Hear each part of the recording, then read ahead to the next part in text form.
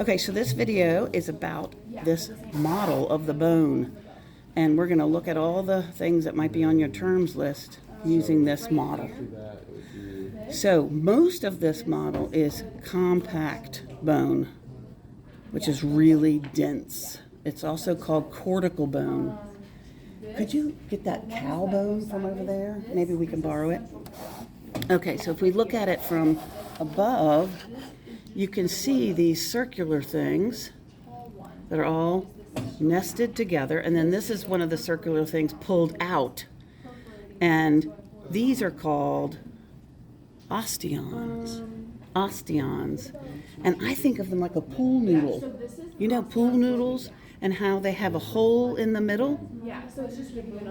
So this is like the hole in the pool noodle. Those are all the central canal. The central canal.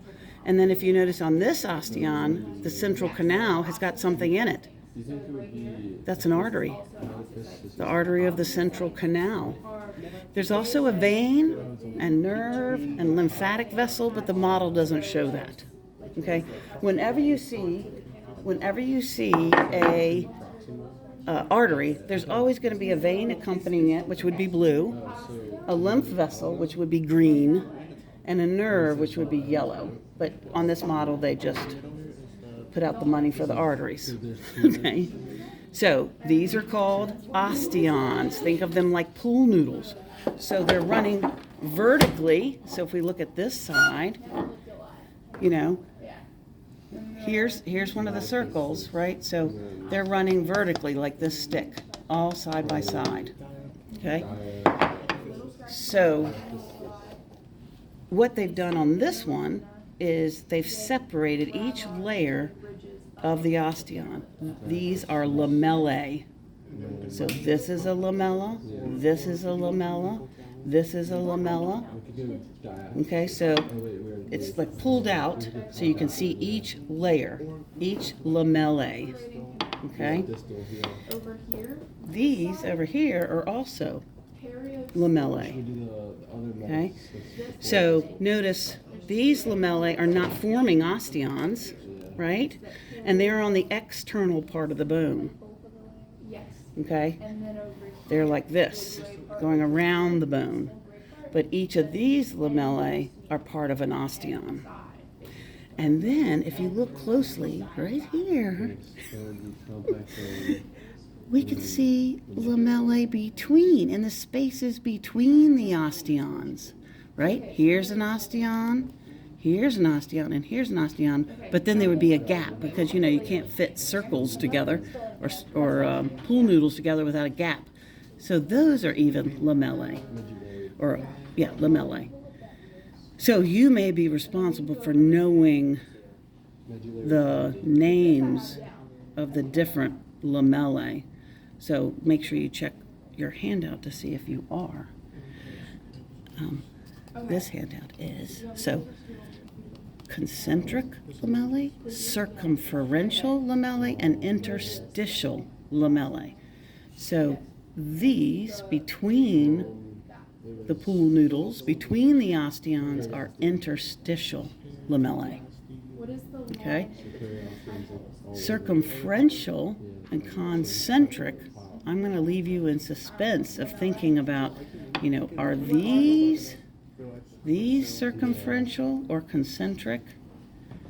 And what are these? Are these concentric or circumferential? So think about that. All right, so let's go back to that. Central canal. So on this side of the model, the central canals aren't empty. They're depicting the central artery in each of the central canals. The arteries that are kind of perpendicular or at a right angle to that central artery, that's called a perforating artery. So think about it, perforating is perforating something, it's going through something. So the canal it's in, anatomy is a descriptive science, perforating canal. It's not creative writing.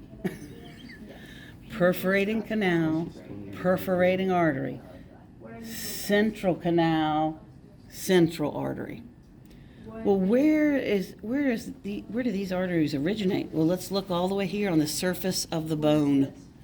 This is the nutrient artery. Nutrients, bringing nutrients. The hole that it goes through is the nutrient foramen. Foramen is a hole. Okay? So, nutrient foramen for the nutrient artery. Okay? All right. While we're here on the surface of the bone, this is not bone, this gray. The bone starts here, which is this yellowish, beigeish color. This is the periosteum. Periosteum. So a good idea is to look up the word peri, P-E-R-I, and see what that means. Because if you understand the meaning of the root or the suffix or the prefix, it will help you with learning other terms. Peri means around. Peri means around. So this is the membrane or the connective tissue that surrounds the bone. So here's a cow bone. This is obviously a dead bone. There are no arteries in it. Okay? So what we can't see is the periosteum because it just disintegrates. It decays. But the bone does not. So there used to be periosteum on this. Okay? The periosteum has 2 layers, so that's why it's showing 2 layers on this model. Okay? And then on your and you notice, look at these white things that look like roots to a plant. Those are called Sharpie's fibers. They're probably not on your handout. But that's what anchors the periosteum to the bone. Okay?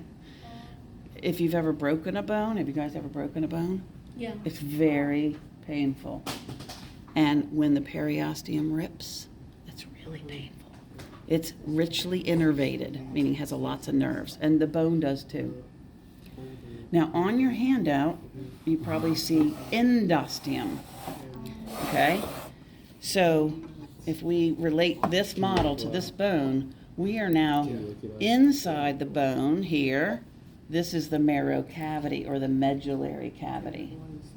In an adult, like all of us, me more than you all, this is filled with fat. When we were younger, so it's yellow bone marrow or fatty bone marrow. I'm just looking at your handout to see what they call it. It's either fatty bone marrow or yellow bone marrow. It's fat. So if you fracture, you might have a little fat coming out of your bone. Little fat globules. When you're younger, Just like oxtail. oxtail. Oh, if you eat, Yeah.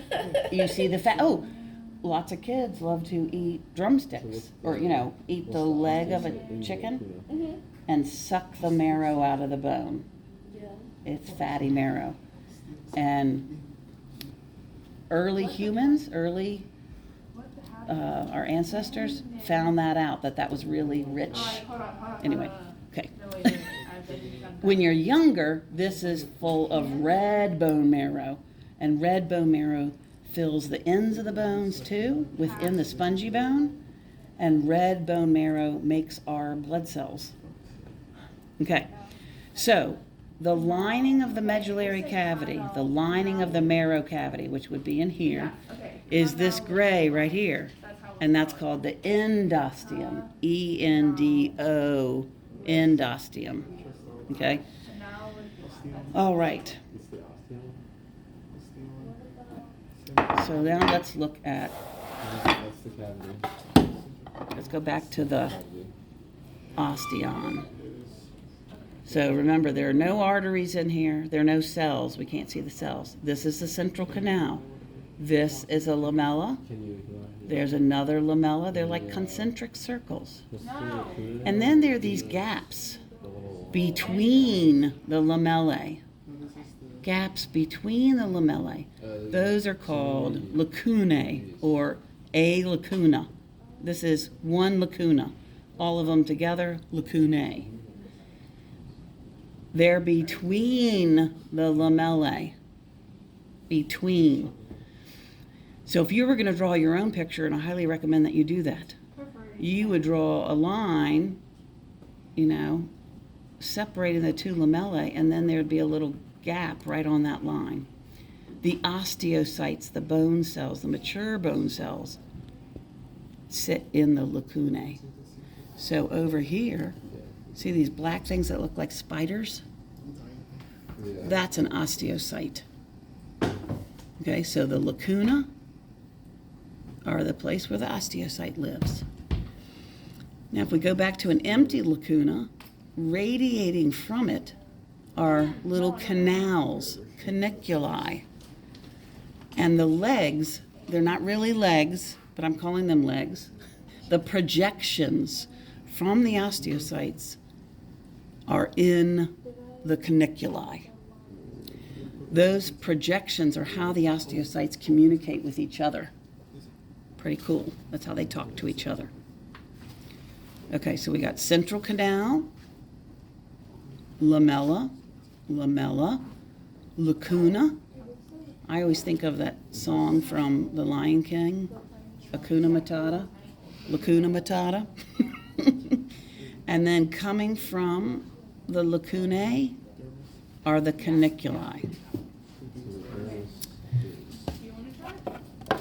Okay.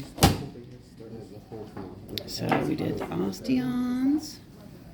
Okay, so now let's look at spongy bone or trabecular bone. And this cow bone is a great example. So this right here is cortical bone or compact bone. What this model is depicting. This is a model of compact bone, or you all are calling it compact bone. Okay. In the ends of the bone is spongy bone. So right here, all of this is spongy bone. It's really cool looking. It kind of looks like a sponge, but sponges are soft and squishy. Trabecular bone or spongy bone is not soft and squishy, okay, but it looks like a sponge. And if you notice it, it's got these like, I don't know, it's like a scaffolding, right? There's some things that are going one direction and then other little things that are going another direction. Each of those is called a trabecula. So this is also called trabecular bone. Spongy bone, trabecular bone, those are synonyms. The spaces between the trabeculae, so those gaps, are filled with red bone marrow. Blood vessels, red bone marrow. What's red bone marrow for? To produce blood cells. And that's called heme for blood, poiesis, which means formation of.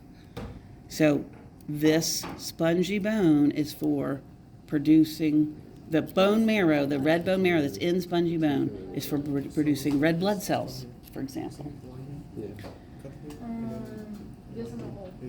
I think I've pretty much covered almost all of the terms. I know, some more. Okay, so let's look at this from this view. This is called a long bone. Bones are classified by their shape. We have long bones, short bones, irregular bones. A long bone, the shaft, is called the diaphysis. D-I-A-physis, diaphysis. And then the ends of the bones are called the epiphyses. This is an epiphysis. This is an epiphysis. Okay? I think that's enough for this video.